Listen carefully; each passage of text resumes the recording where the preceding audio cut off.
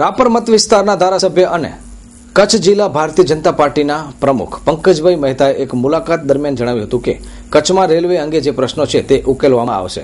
હાલની વ્યવસ્થા સંતોષજનક છે તેવી વાત પણ કરી હતી. જોઈએ અહેવાલ. ખાસ કરીને આપણે રાપર તાલુકાની વાત કરીએ, પરંતુ કેટલાય આપણા બાંધવો ધંધા અર્થે બોમ્બે રહે છે, તો ખાસ કરીને એના પ્રશ્નો પણ છે. જેમ કે રેલવેના ઘણા બધા પ્રશ્નો છે અને 400 વેઇટિંગ છે અને નિયમ છે કે જ્યારે પણ વેઇટિંગ અમુકથી વધુ જાય ત્યારે વધારાના ડબ્બા સ્પેર જોડવા જોઈએ. એ સ્ટેન્ડિંગ ઓર્ડર છે, તેમ છતાં કચ્છમાંથી એવું કરવામાં આવતું નથી. એના માટે અમારા માનનીય સંસદ સભ્ય શ્રી વિનોદભાઈ સતત પ્રયત્નશીલ છે. તમે જોયું હશે તાજેતરમાં લોકસભાની અંદર પણ આવા ઇસ્યુને એમણે ઉપાડ્યો હતો. સ્ટોપના વિષયને પણ હું તો અભિનંદન આપીશ સંસદને કે આવા નાના વિષયને પણ સંસદની અંદર જે પ્રજાનો પ્રશ્ન છે એને ઉપાડવાની અંદર અમને ક્યારેય હિચકિચાટ નથી અનુભવી. અને તમે આજે જ સમાચાર ન્યૂઝપેપરની અંદર જોયા હશે, દુરંદો ટાઈપની સીધી ભુજથી ઉપડે અને બોમ્બે જઈને ઊભી રહે આ પ્રકારની ટ્રેન માટેનું આયોજન કચ્છની અંદર વિચારાઈ રહ્યું છે. એ આપણે માટે હકારાત્મક બાબત છે. વિમાની સેવા વધે કચ્છની અંદર એ પ્રકારના આપણા સૌના પ્રયત્નો છે, પરંતુ કચ્છની અંદર એક ભુજની અંદર જ એરપોર્ટ છે, ગાંધીધામની એક મર્યાદા છે. આ બધી જ બાબતોને ધ્યાનમાં રાખી અને કેમ વધારે કામ થઈ શકે એ દિશાની અંદર અમારા સાંસદ અને અમારા બધા સૌના સાથે મળીને અમે પ્રયત્નો આદર્યા છે અને ચોક્કસપણે આપણે એના પરિણામ પણ મેળવશું. અમદાવાદમાં કચ્છી કોઈન ફેસ્ટિવલનું આયોજન કરાયું હતું. કચ્છી લેખકના પુસ્તક કોઇન્સ ઓફ કચ્છનું વિમોચન કરાયું. ભારતના પ્રખ્યાત સિક્કા નિષ્ણાત દિલીપ રાજગોરના દ્વિતીય કોઈન ફેસ્ટિવલ અમદાવાદમાં યોજાયો. કચ્છ ગોધરા વિકાસ સમિતિ તરફથી અરવિંદ જોશીએ તમામને આવકાર આપ્યો. દિલીપ રાજગોર લિખિત standard catalogue of coins of Kutch પુસ્તકનું તારાચંદભાઈ છેડાએ વિમોચન કર્યું. અમદાવાદમાં કચ્છી સેવા સમાજના પ્રમુખ અશોક મહેતાએ સિક્કાનું પ્રદર્શન કાયમી કચ્છી ભવનમાં આકાર પામે તેવી નેમ વ્યક્ત કરી. રવિ પેથાણીએ તથા હરીશ શાહે કચ્છી સિક્કાના ઇતિહાસની વાત કરી. એ રીતે કચ્છી સિક્કાએ અમદાવાદીઓને ઘેલા કર્યા. સમગ્ર ગુજરાતમાં ટ્યુશનની બધી વકરી છે. ટ્યુશન માટે વિદ્યાર્થીઓ ઉપર દબાણ પણ કરવામાં આવે છે. ત્યારે આ સમસ્યાના નિવારણ માટે તંત્ર ખરેખર શું કરશે? સરકારે 2011માં પરિપત્ર બહાર તો પાડ્યું, પરંતુ આ પરિપત્રના કેટલા શિક્ષકો પાલન કરે છે એ પણ અત્યારે સપાટી ઉપરનો પ્રશ્ન છે. ત્યારે મહાસપરા ન્યૂઝે ટ્યુશનિયા માસ્તરના કાન આંબળ્યા છે. જોવાનું એ રહ્યું કે તંત્ર હવે ક્યારે પગલાં ભરે છે. ટ્યુશનમાં વિદ્યાર્થીઓ જાય તે હવે સામાન્ય થઈ ગયું છે. વાલીઓ પણ બાળકોને ઊંચી રેન્કમાં પાસ કરાવવા માટે મોટી રકમ ખર્ચ કરવા તૈયાર થઈ જાય છે. તે બાબતે જિલ્લા શિક્ષણ અધિકારી ડોક્ટર મુકેશ પટેલે જણાવ્યું કે આપણે ઘણા સમયથી જોઈએ છીએ કે આપણા શહેરમાં ટ્યુશન ક્લાસના અનેક બોર્ડ લાગેલા હોય છે. શક્ય છે કે એ સર્વિસ ન કરતા હોય અને પ્રાઇવેટ ટ્યુશન ક્લાસ ચલાવતા હોય, પરંતુ એ ટ્યુશન ક્લાસની અંદર સરકારી નોકરીઓ કરતા અથવા અન્ય નોકરી જે સ્કૂલોમાં કરતા લોકો પાર્ટ ટાઈમ ત્યાં કામ કરવા જાય છે, તો અમુક વિષયના ટ્યુશન કરવા જાય. તો શું કાયદો છે અને કચ્છમાં આના માટે શું કાર્યવાહી થઈ રહી છે? તો પટેલ સાહેબ આપણી સમક્ષ હાજર છે, શિક્ષણાધિકારી. તો આપણે તેમની પાસેથી માહિતી લઈ.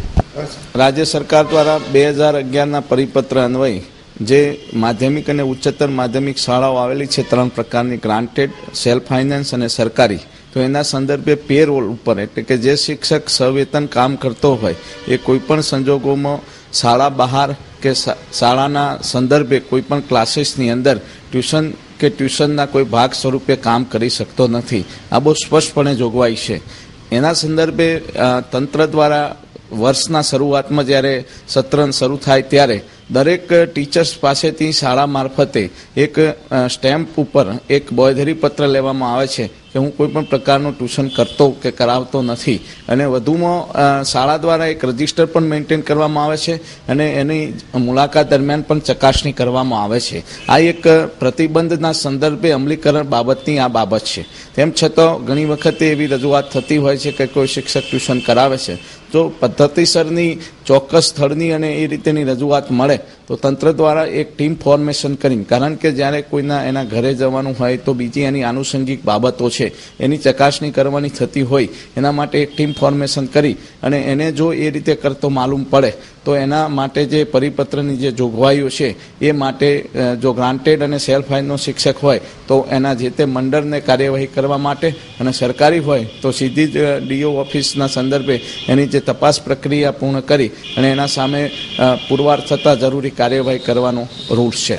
એ રીતે ટ્યુશન કરાવવું એ શાળાના શિક્ષકો માટે ગેરકાયદેસર પ્રવૃત્તિ ગણી શકાય. હાલમાં જ્યારે અછતની પરિસ્થિતિ ઊભી થવા પામી છે ત્યારે કેટલાક ઘાસ ડેપોના સંચાલકો ઘાસ આપવામાં પણ ભ્રષ્ટાચાર કરી રહ્યા હોવાનો આક્ષેપ ઉઠ્યો છે. આક્ષેપો મુજબ ઝુરામાં જેનું પશુધન નથી તેવા બોગસ પશુપાલકોને કાર્ડ બનાવી 150 રૂપિયાના સરકારી ભાવની ઘાસડી ₹400 વેચવામાં આવી રહી છે. ત્યારે આ બાબતે પગલાં ભરવામાં આવે તેવી રજૂઆત નાયબ કલેક્ટર મામલતદારને કરવામાં આવી છે. મારું નામ જાલુભા કરશનજી જાડેજા. મારું રહેવાનું ઝુરા કેમ્પ. સમસ્યા એ છે ઝુરા ગામમાં જે ઘાસ ડીપો બનેલો છે તેમાં અન્યાય થતા લોકોથી ખોટા કાર્ડ તલાટી પાસેથી બનાવી બોગસ કાર્ડો બનાવી તેની ગાંઠણી 150ના ભાવે સરકારી ભાવ છે, 12ના ભાવ છે, 400ના ભાવે વેચી રહ્યા છે. તે ગરીબ માલધારીઓ માટે ન્યાય મળે તે માટે હું અપેક્ષા રાખું છું. ભ્રષ્ટાચાર કરી રહ્યા છે ભાવસિંહ પ્રતાપસિંહ પીર ઝુરાના. તે ઘાસ ડીપાના સંચાલકો છે. કાલે તેને વારે 2-3 વાર તેને રજૂઆતો કરી, રજૂઆતો ન સાંભળતા તે લોકોએ કાલે ધાક અને ધમકીઓ કરી છે, જાનથી મારી નાખવાની ધમકીઓ આપી છે. હા, વહીવટતંત્ર અરજી કરેલી છે. મામલતદાર શ્રી મામલતદાર સાહેબને અરજી કરેલી છે, કલેક્ટર સાહેબને પણ અરજી કરેલી છે. જિલ્લા પંચાયત દ્વારા હાલે સ્ટાફની ભરતી પ્રક્રિયા શરૂ થઈ છે ત્યારે તલાટી અને MPHWની ભરતી માટે પરીક્ષા લેવામાં આવી. ભુજમાં પેપર સાચવવા સ્ટ્રોંગ રૂમ બનાવાશે.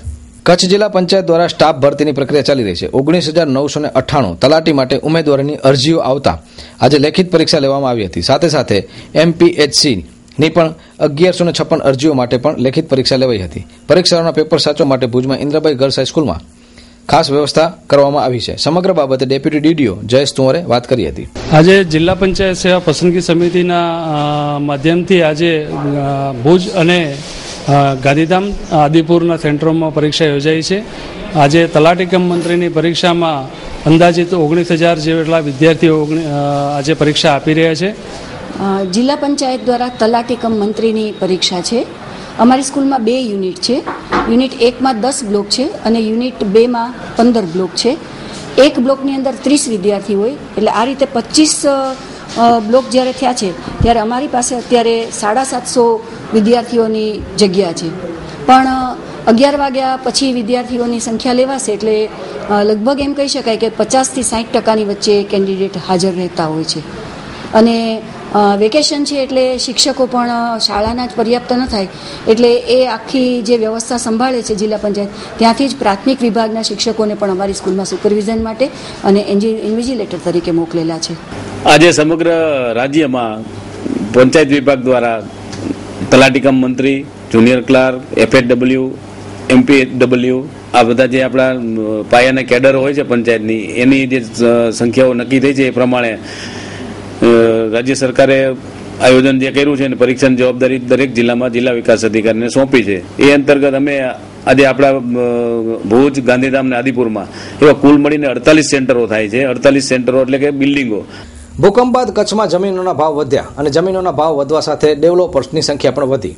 ઘણીવાર ડેવલપર્સની વચ્ચે માથાકૂટ પણ થતી હોય છે. આવો જ એક મુદ્દો માધાપર ઉપરથી સપાટી ઉપર આવ્યો છે. માધાપર ખાતે આવેલા નવાવાસ વિસ્તારમાં 2 ડેવલપર્સ દ્વારા હાલ મકાનો બનાવવામાં આવી રહ્યા છે, જેમાં રસ્તા ઉપરનો મુદ્દો અને ભારે વાહનો અહીંથી ચલાવવાનો મુદ્દો એક વિવાદનો મુદ્દો બન્યો છે. શું છે સમગ્ર હકીકત જોઈએ. અત્યારે વાત કરવી છે માધાપરમાં આકાર પામી રહેલા યદુનંદન ડેવલપર્સ, જેમાં ગોકુલધામ અને ઉદ્ધવ ડેવલપર્સના 2 માલિકો વચ્ચેની માથાકૂટ. ઉદ્ધવ ડેવલપર્સના રાજુભાઈએ આ અંગે પત્રકારો સાથે વાત કરી હતી અને શું હતા આક્ષેપો સાંભળીએ રાજુભાઈને. વાત એવી છે કે માધાપરની અંદર અમારો એક ઉદ્ધવ હોમ્સ નામનો એક પ્રોજેક્ટ ચાલી રહ્યો છે, જે અમે પ્રોજેક્ટ 100% લોનથી લોકોને ઘરનું ઘર મળે એવા શુભ હેતુથી અમે એક પ્રોજેક્ટ ચાલુ કરેલો છે અને 100% લોનથી અમે એ મકાનો વેચીએ છીએ. એની આગળ ગોકુલધામ 2 આવેલું છે, એની આગળ ગોકુલધામ આવેલું છે. ગોકુલધામના યદુનંદન ડેવલપર્સના માલિક શામજીભાઈ, જેઓ અમારો આગળ જવાનો રસ્તો રોકે છે, દાદાગીરી કરે છે. આજે 1 થી 1.5 મહિનો થઈ ગયો અમે એની દાદાગીરી સહન કરતા આવ્યા છીએ. જેમે તેમે કરીને અમે અમારું કામ ચાલુ રાખ્યું છે. પણ હાલમાં એવો પ્રોબ્લેમ આવીને ઊભો છે કે હવે અમારા ઘર આગળમાં જવું હોય તો પણ જઈ નથી શકતા. હવે આની અંદર દુખે છે પેટ ને કૂટે છે માથું, આવો તાલ છે હકીકતમાં. હવે અમને નહીં જવા દેવાથી અમારા મકાન વેચાવાના નથી, આવી બધી એના આઈડિયા છે. છેલ્લે એ જગ્યા ઉપર હાલવું હોય તો મારી પાસે 10 લાખ રૂપિયાની માંગણી મૂકી. એ માંગણી મૂકતા મારા પ્રોજેક્ટની સાથે સાથે હિંમતભાઈ દામાના બી પ્લોટ આવેલા છે. એટલે મેં એને ફોનથી પૂછ્યું હિંમતભાઈને કે શામજીભાઈ આપણી પાસે અહીંયા હાલવાના 10 લાખ રૂપિયા માંગે છે, આપણે શું કરવું, મારે સલાહ તો લેવી પડે. તો એ લોકોએ ના પાડી કે ભાઈ આપણે શાના માટે 10 લાખ રૂપિયા આપીએ. એને સિમેન્ટનો રોડ એક 50 મીટરનો બનાવેલો હોય તો એના માટે 10 લાખ રૂપિયા આપે છે ને એને આપીએ એમ. તો અમારી સહમતી તમે એને ના પાડી. જેવી ના પાડી તરત જ બીજે દિવસે અમારી જે ગાડીઓ ટ્રકો હાલવાની હતી એ જગ્યા ઉપર એને બંધ કરી દીધી કે અહીંયાથી હાલવા નહીં દઈએ અમે. એ ના હાલવા દેવાના કારણે અમે અમારું, કારણ કે આજુબાજુ બધું બિનખેતી થઈ ગયેલું છે, આજુબાજુ બધા રસ્તા છે, એટલે અમે બીજી જગ્યાએથી અમારો રસ્તો કર્યો, મેટલ નાખી રોડ આખો બનાવ્યો, કમ્પ્લીટ થઈ ગયો રોડ. ત્યાં સુધી કોઈ પ્રોબ્લેમ નહોતો. અત્યારે છેલ્લે 5 થી 10 દિવસ થયા છે એ જગ્યા ઉપર આગળ પથ્થર મૂકી માટી મૂકી રસ્તો બંધ કરી દીધો ને સાઈડ ઉપર કાસુ કરીને એક વ્યક્તિ છે જે રાપરનો છે, એને ઉભો રાખી દે છે, લુખાગીરી કરાવે છે, મારામારી ઉપર આવે છે. અમે ત્રાસીને આજ ગુજરાતની અંદર તમે ક્યાંય નહીં સાંભળ્યું હોય ભાઈ. હું તો અત્યારે ટીવી ઉપર જે જોશે એ બધે ડેવલપર્સને હું કહું છું કે તમારે આ માધાપરની અંદર જો હવે ધંધો કરવો હોય તો આ લુખાગીરીના ત્રાસથી તમારે ધંધો કરી નહીં શકો, અથવા મારી ગુણે તમારે બી બોડીગાર્ડ ભેગા સાથે રાખવા પડશે. આ હાલત હવે કચ્છમાં થઈ રહી છે. પરંતુ અમે લોકો આજે 20 વર્ષથી આ ધંધો કરીએ છીએ, અમે કરતા આવ્યા છીએ. નાના મોટા પ્રોબ્લેમ આવે છે, સાથે બેસીને અમે સોલ્વ કરીએ છીએ, સમજી લઈએ છીએ, 5 પૈસા અમારા જતા કરીએ છીએ, અમને કોઈ એવો પ્રોબ્લેમ હોતો નથી. પરંતુ આવી લુખાગીરી કરવી, સાઈડ બંધ રાખવી, સાઈડ બંધ કરાવી, દાદાગીરી કરવી, આજ હું 1.5 મહિનાથી ત્રાસીને આ બધું ચલાવી રહ્યો છું. મેં કીધું આજે સમજી જાય, કાલે સમજી જાય, પણ માફ કરો, ન છૂટકે મારે આવા ઇન્ટરવ્યુ આપવા પડે છે. હું કોઈનું ખરાબ કરવા નથી માંગતો, કોઈનું ખરાબ થાય એમાં મને રસ બી નથી. મારું સારું થાય કે ન થાય હું કોઈનું કાંઈ ખરાબ કરવા નથી માંગતો, પણ ન છૂટકે મારે આ ગોકુલધામ વાળા માલિક શામજીભાઈ વિરુદ્ધ આજે મેં એસપી સાહેબ પાસે લેખિત ફરિયાદ આપી છે. ત્યારબાદ મા આશાપુરા ન્યૂઝની ટીમે શામજી માસ્તર એટલે કે શામજીભાઈ આહિરનો સંપર્ક સાધ્યો હતો. તેઓ બહાર હોતા ટેલિફોનિક ઉપર શામજીભાઈએ આ તમામ આક્ષેપોને પાયા વિહોણા ગણાવ્યા હતા. હવે શામજીભાઈ આશાપુરા ન્યૂઝમાંથી જયમલજી બોલું છું, અને ખાસ કરીને વાત એવી જાણવા મળી છે કે ઓધો ડેવલપર્સ મારા રાજુભાઈએ આક્ષેપો કર્યા છે કે એમના માણસો, તમારા માણસોને કંઈક ધમકી આપેલી છે. તો આ બાબતે શું છે કે તમારા 11 માણસો તમારા ગયા હતા યદુનંદન ડેવલપર્સના, એના માણસોને કંઈક ધમકી આપી છે અને રસ્તાનો વિવાદ છે, ખરેખર વાસ્તવિકતા શું છે તમારો ખુલાસો જાણો. જી સાહેબ. હવે આમાં વસ્તુ એવી છે સાહેબ કે માણસો એને રાખ્યા છે, કંઈક બોક્સર બોલાવ્યા છે હરિયાણા ને દિલ્હી થી. જી આપણે બોક્સરો બોલાવ્યા છે અને બોક્સરો આવીને ખોટી દાદાગીરી કરે છે અમારા માણસો. અમારા તો કોઈ માણસ જ નથી, બધા મજૂરો જ છે. બરાબર છે. સુપરવાઇઝરો છે કે ચોકીદાર છે કે એવા જ છે, કોઈ અમારા હથિયારધારી કે એવા કોઈ માણસો જ નથી. બરાબર છે. જે અમારો સ્ટાફ છે એ જ અમારા માણસો છે, સમજી લો તમે. જી જી. અને અમે શું છે પબ્લિક ને અમે આખો ઇન્ફ્રાસ્ટ્રક્ચર કરીએ ને, જી, રોડ છે, રસ્તા છે, રોડ, સીસી રોડ, ગટર, પાણી, લાઇટ, આ બધું અમે પબ્લિક ને સોંપી દઈએ છે. જી. હવે આ રાજુ ટાંકના જે મોટા વાહનો છે, લોડિંગ વાહનો જે 20-25 ટનના ઓવરલોડ વાહનો છે, જી, એ વાહનોને એને કીધું કે રાજુભાઈ તમે સીસી રોડ માટે વાહનો ન ચલાવો, કારણ કે આપણે પબ્લિક માટે બનાવીએ છીએ તો પબ્લિક ને આપણે સોંપવાના. એટલે આપણે માત્ર કઈ જગ્યાની વાત છે, આપણે કઈ દે તમારી સાઈડ કઈ જગ્યા? ગોકુલધામ વચ્ચેથી એ લોકો આકલતા હતા. મેં કીધું પબ્લિક વચ્ચેથી તમે ન ચલાવો મિત્ર, કારણ કે ત્યાં બીજો રસ્તો પણ છે, કાચો રસ્તો. અમે પણ લોડિંગ વાહનો કાચા રસ્તેથી જ ચલાવીએ છીએ, સમજી લો તમે. જી જી. બરાબર. હવે એને મેં ના પડી, મને કે હું બાપ થઈને ચલાવીશ, આ બધી આખી જમીન મારી છે, આમ છે તેમ છે. અત્યાર સુધી ધાકધમકી કરી, એ પોલીસને પણ તેડી આવ્યો તો પોલીસ વાળા મેં પીઆઈ સાહેબ ને પણ કીધું સાહેબ જો એ સાચો માણસ હોય તો કાયદાકીય કાર્યવાહી કરે, કાયદા આગળ તો બધા રાગ છે. બરાબર છે. કાયદો તો કાયદાથી ઉપર તો કોઈ જતો નથી. જો એ જો કાયદામાં હોય અને કોર્ટ થ્રુ રસ્તો લઈ લે. અને સાહેબ આપણે જે સીસી રોડ કરીએ છીએ એ રોડ આપણે પબ્લિક માટે કરીએ, પબ્લિક ને લોંગ લાઈફ 10, 15, 20 વર્ષ સુધી વાંધો ના આવે એટલા માટે. હવે એના ગટર છે, પાણી છે, લાઇટ છે, આ બધી વસ્તુ એના લોડિંગ વાહનો ચાલે અને તોડી નાખે. સોસાયટી પોતે પણ વિરોધ કરે છે, એવું નથી હું એકલો વિરોધ નથી કરતો. બરાબર છે. એટલે એમાં ઈ ઇન્ફ્રાસ્ટ્રક્ચરમાં એનો કોઈ ફાળો જ નથી સાહેબ. જી એની વસ્તુ ઈ છે. ઇન્સ્પેક્ટર તો તમારું છે, મતલબ સીસી રોડ ને એ બધું તમારું છે, એટલે અમે અમારા સ્વખર્ચે બનાવેલા છે સાહેબ. તો મિત્રો આ હતા અત્યાર સુધીના સમાચાર. આપ પણ આપની સમસ્યા, ફરિયાદ કે રજૂઆત અમારા પૂર્વ કચ્છના CUG નંબર 7226016124 થી 72260163 આ 10 નંબર ઉપર કરી શકો છો. પશ્ચિમ કચ્છના અમારા CUG નંબર છે 97520163 થી 97520137 આ 15 CUG નંબર આપની સેવામાં છે. ઉપાડો ફોન, અને જો કોઈ પણ રાષ્ટ્રની વિરોધી પ્રવૃત્તિ થતી હોય તો એને ડામવા માટે તમારો